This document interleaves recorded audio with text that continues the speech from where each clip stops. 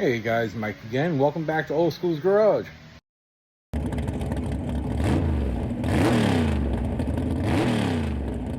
Well, today was a short week. I only able to get into work on the car today, but let me show you what we've got done. We started getting the heads apart. Well, one head.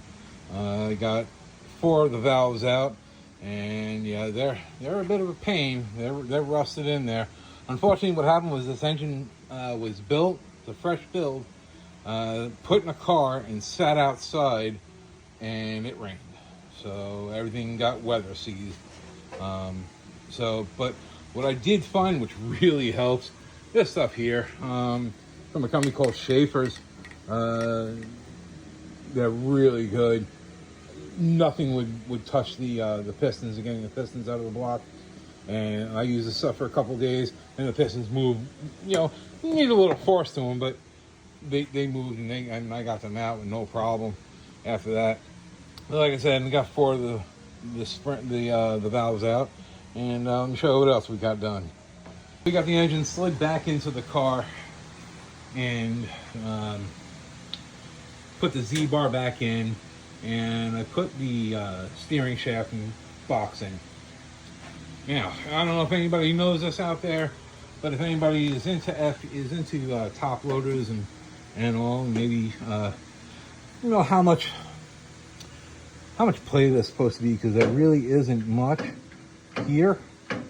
You can hit. I don't know how much play I'm supposed to have, or how much throw I'm supposed to have in the clutch pedal. I'm really not 100% sure on this.